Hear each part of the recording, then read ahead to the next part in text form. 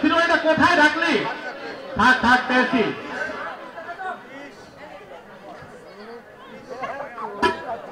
ইস 9টা বাজে, 9:42 আমার ট্রেন। আজ নির্ঘাত লেট হয়ে যাবে। নুরু কি রে নুরু, দিয়েছে ভাত? নুরু, এই নুরু, রান্না এখন হয়নি? হয়নি মানে 9টা বেজে গেছে, এখনো রান্না হয়নি। কি যে করে না, মাকে বলে দে আমি হোটেলে খেয়ে নেবো। শিগগির আমার এত অসুবিধা নিয়ে আয়। কি রে দাঁড়িয়ে রইলি কেন? হ্যাঁ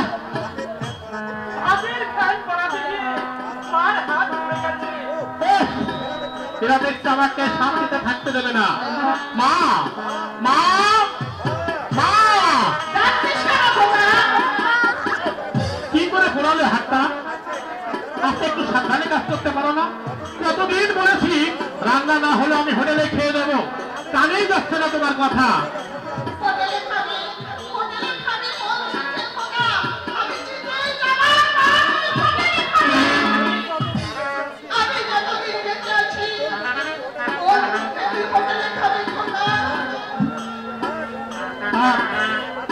আর চোখের জল ফেলতে হবে না মা। দেখি কতটুকু কেটেছে। বাবু দেখতে দাও না।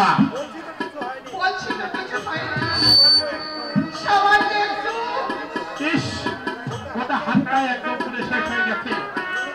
নুরুকে নিয়ে হাসপাতালে যাও। নুরু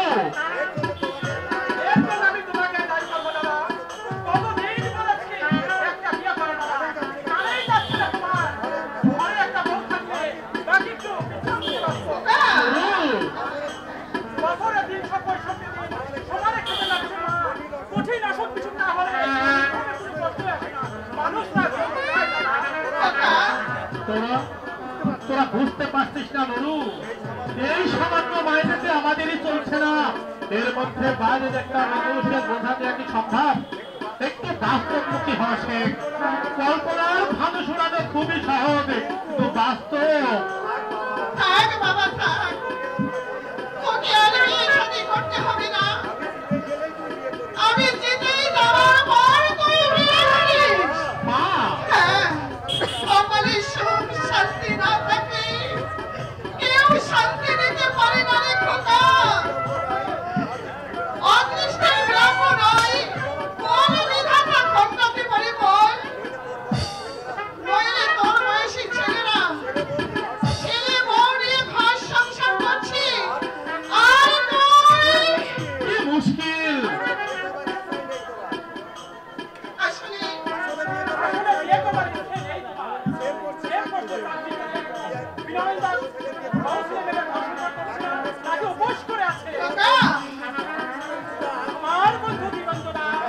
দেখ নুরু, আমার একান্ত বিরতি দাদা, মাঝে আর কষ্ট দিও না। খোকা আমি তোমাকে কথা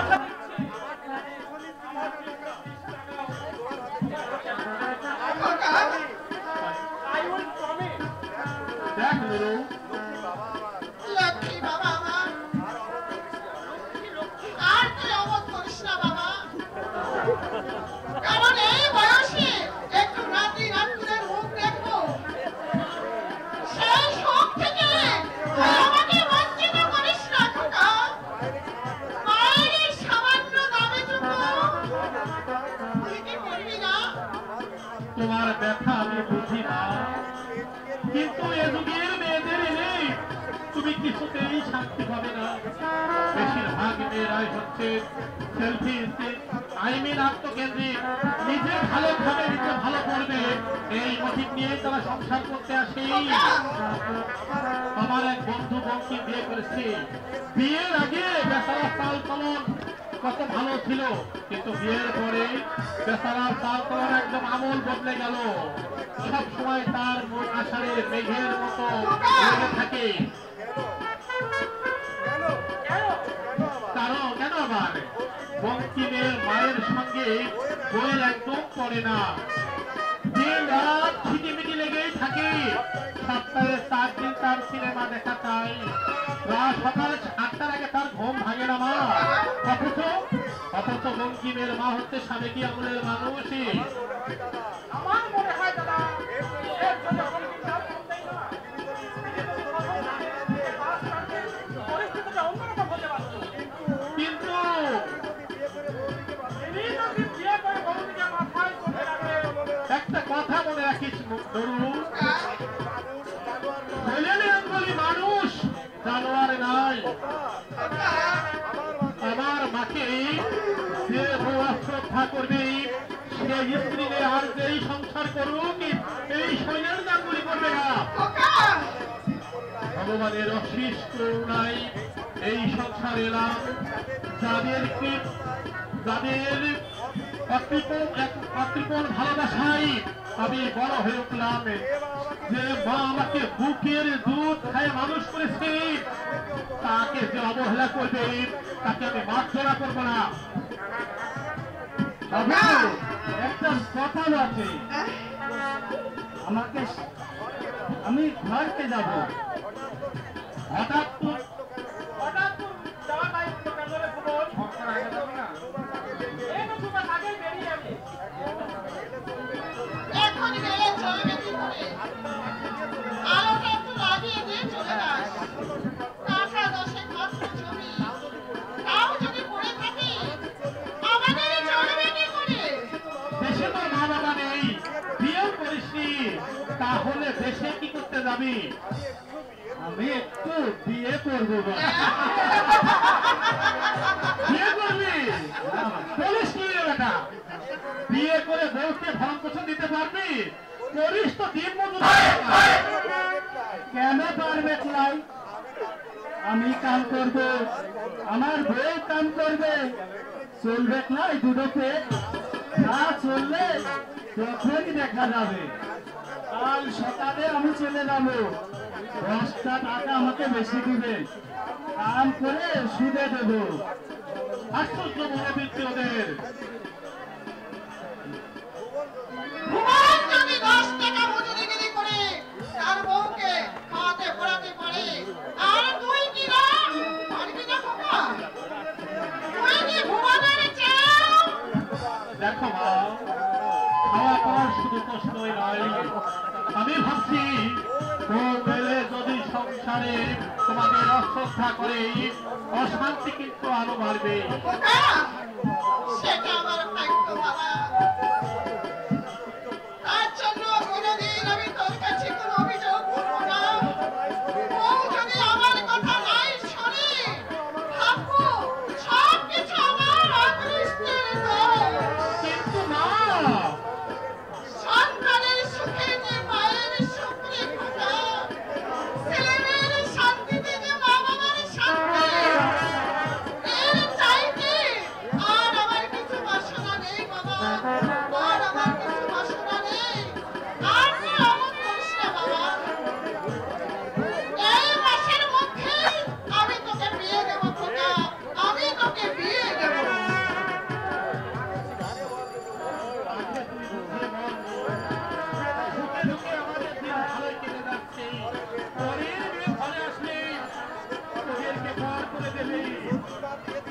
চন্দ্রিমার বিয়ে দিতে অনেক টাকা ভাড়া দিতে হয়েছে।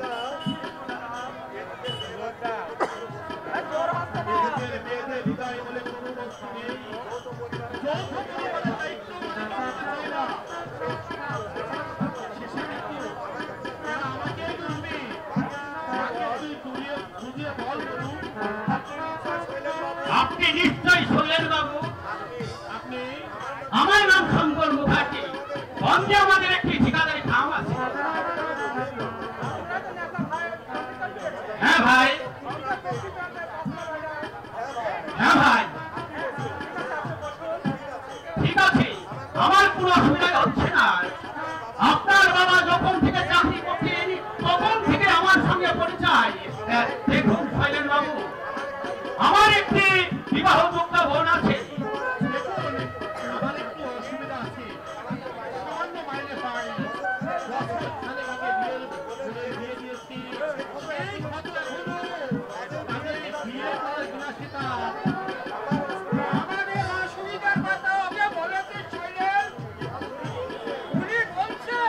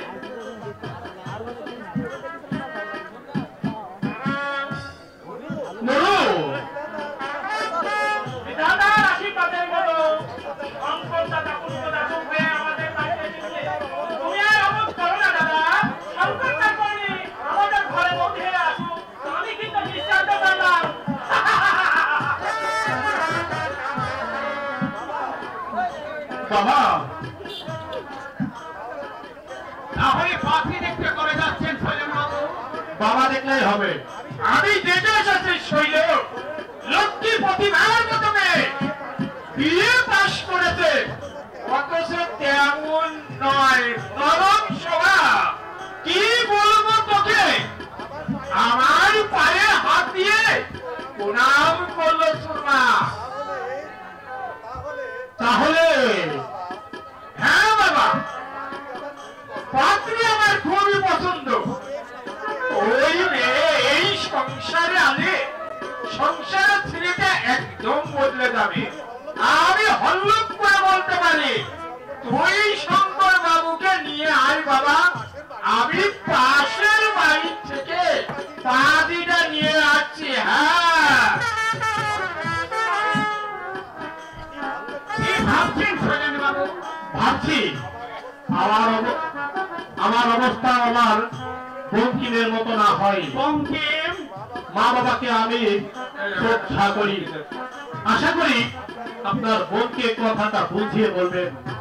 আমাকে অশ্রদ্ধা করুক তাতে ক্ষতি নেই, কিন্তু আমার মা বাবা কি সেদিক দিয়ে আপনি নিশ্চিন্ত থাকুন সৈন্য বাবু। আমার বোনকে আমি প্রত্যেকটি ভাই বোনকে কঠোরভাবে শ্রদ্ধায় মানুষ করেছি। আসুন আসুন সৈন্য বাবু, আপনার আসুন। বাবা বোধহয় আমাদের জন্য অপেক্ষা করছে। কথা কি জানেন, বোনের বিয়েতে প্রচুর টাকা ধার দেনা হতে হয়েছে। সেই ক্ষত এখনো ক্ষত শোকায়নি। রিটার্ন করে বাবা যা পেয়েছিলেন। আপনাদের অসুবিধার কথা আমি বুঝতে পারছি। সামান্য কেরানিগিরি করে সংসার প্রতিপালন করা খুবই কঠিন। আপনাকে আমি এই ঠিকাদারিতে নামিয়ে দেব। আপনার এই অভাব থাকবে না সৈন্য বাবু। আসুন আসুন, আপনার বোন ভয় নেই দাদা, আমি গ্যারান্টি দিচ্ছি সবাই সেদাদের মেয়ে নয়। আদর্শ শিক্ষায় তাকে আমি দিয়েছি। আপনি আসুন, আপনি আসুন সৈন্য বাবু। চলুন।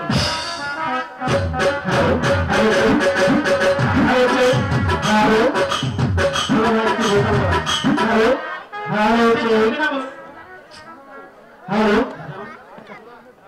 সম্মানিত যাত্রাবাদী ভাই ও বোন বন্ধুরা, আপনারা দূর দূরান্ত থেকেই আছেন আমাদের বাড়িয়াপাড়া রুস্তম মার্কেট আলোকিত গ্রামগঞ্জে। আপনারা বসুন এবং উপভোগ করুন। এতক্ষণ দেখলেন আমাদের যাত্রার সূচনা। এখন আছে 22 বছর পরে, 22 বছর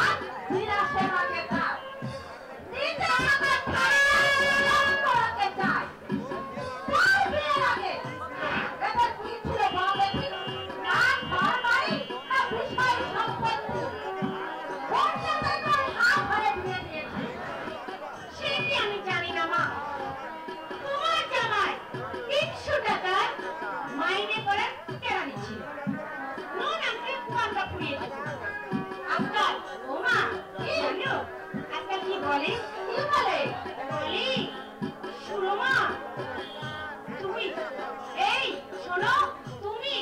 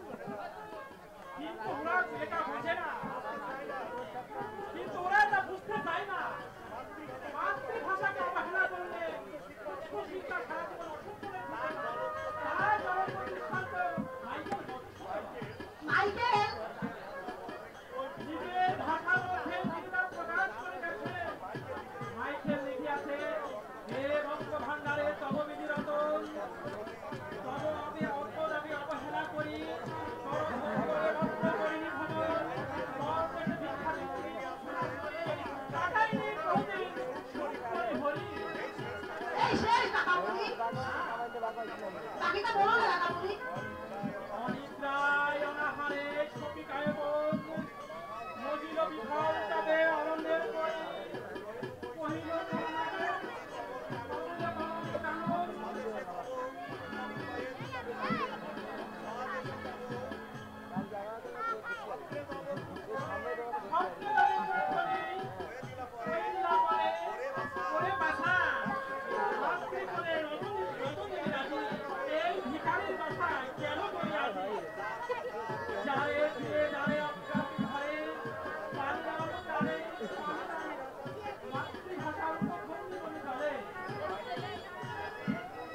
আইতার বুঝি মাতৃভাষা ত্যাগ করে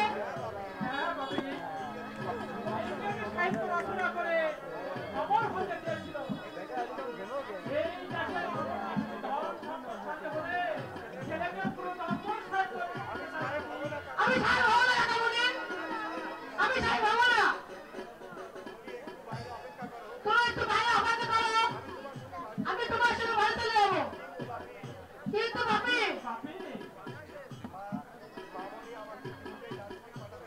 মা বুঝে আমাকে কিছুটাই কাজে বানাতে পারবে না। আমি যাবো না ওদের পড়তে। বাপিকে বলো এখানে কোনো ভালো স্কুলে আমাকে ভর্তি করা দিতে। তুমি বাইরে দাঁড়াও, আমি আসছি। নির্বাক ছেলেটা বোঝে না, ওর মা যখন বলেছে পাঠাবো, দাদার সাথে নেই, তাকে নিগৃহীত করে। দাদার কথা থাকতে আমার শুধু কান্নাই করে। 10 বছর আগের দাদা আর আজকের দাদার মধ্যে আকাশ পাতাল ব্যবধানের মানুষ যেভাবে বদলাতে পারে, আমার দাদা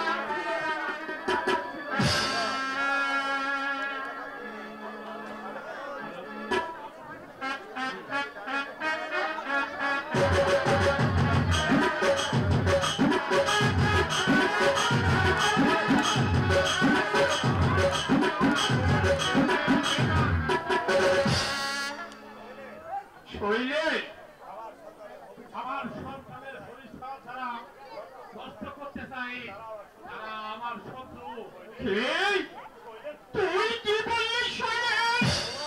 তোমার ছেলেকে ডেকে জিজ্ঞাসা করো, আর অনুমতি চেপে কিছু জমিতে বাড়িতে নিয়ে এসো, আর ভোরের সাইডেও রাজনীতি করার কথা ছিল, কেন তাকে বাড়িতে নিয়ে আসলো? দাদু ভাই নাকি বাড়ি আসবার জন্য কান্নাকাটি করতেছিল? আসল কথা তা নয়, আসল কথা হচ্ছে তোমরা সামনে রাখো, মানুষের মতো মানুষ হও। তোমরা চাও না আমার ছেলে দর জীবনে খুন হয়ে উঠুক, তোমরা চাও না।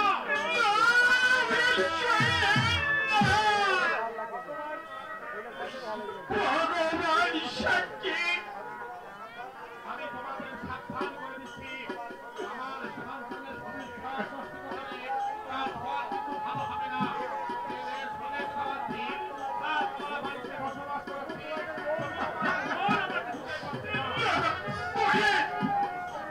তুই বলিস না শুয়ে, তুই এই কথা বলিস না।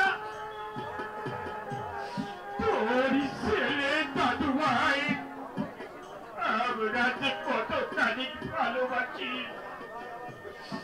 দাদু ভাই আমার বুকে পাথর। তোর মায়ের চোখের মনি আর নরেন নরেন নরেন যে দাদু ভাইকে কতখানি ছিল করে সে খবর তুই জানিস না বাবা, তুই জানিস না। 5 বছর আগে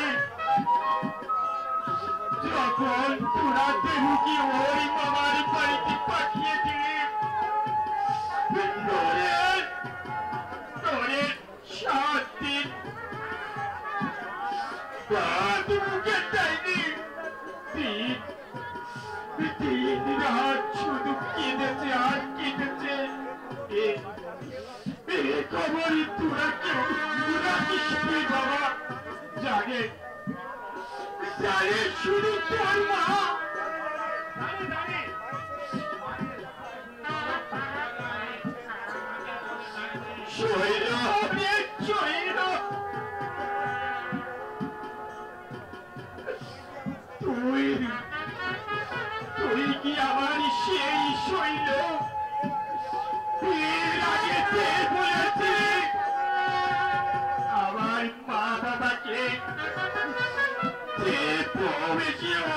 সন্তান করবে তাকে তাকে নিয়ে আড়িতে এই ঘর সংসার করো এই শরীরের গাম্ভীর্যতা করিবে না।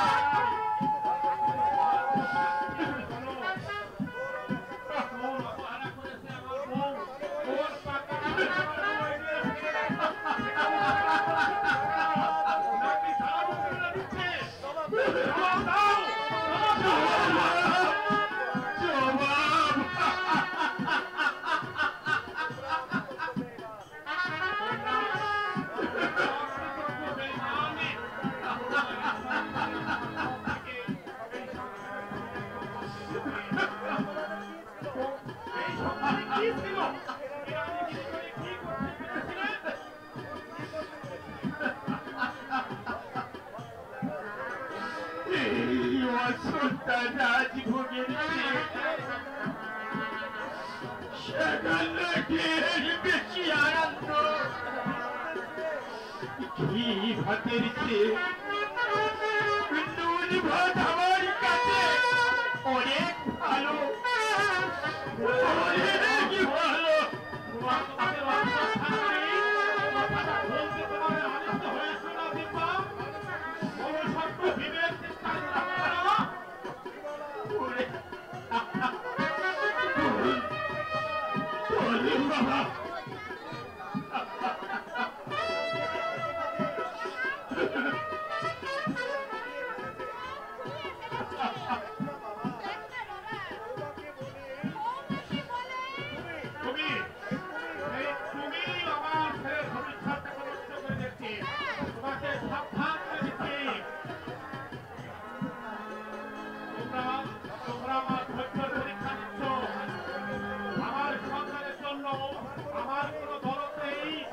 কথা তোমরা ভাবলে কি করি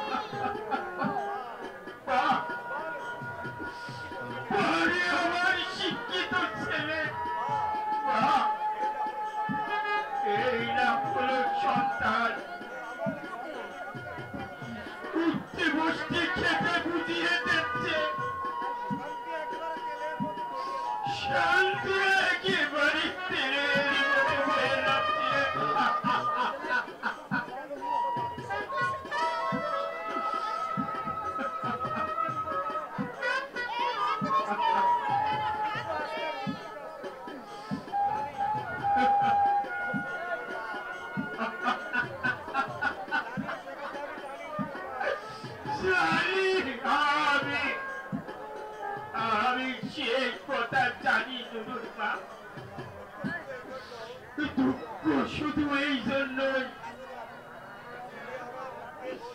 ছেলে আবার উঠতে বসতে খেতে শুতে বুঝিয়ে যাচ্ছে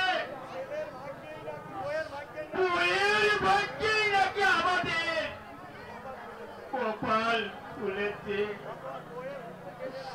তাই বইয়ের হুকুম মেনে না চললে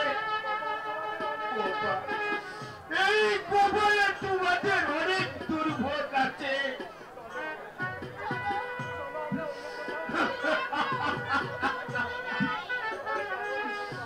কোথায় যাব নুরুর মা? যার মধ্যেই কোনো বিকল্প পথ খোলা নেই, সারা জীবন কলম পিষেছি, ধনী বিরোধের হিসাব পেয়েছি,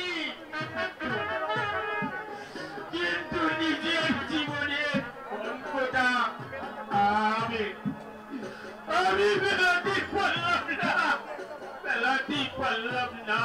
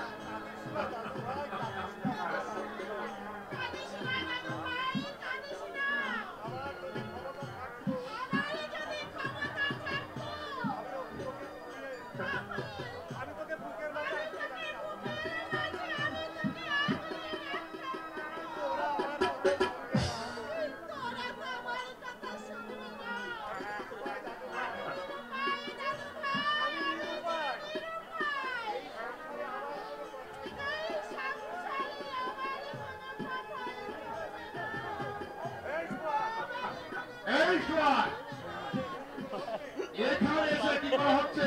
চলে আই বলছি, চলে আই।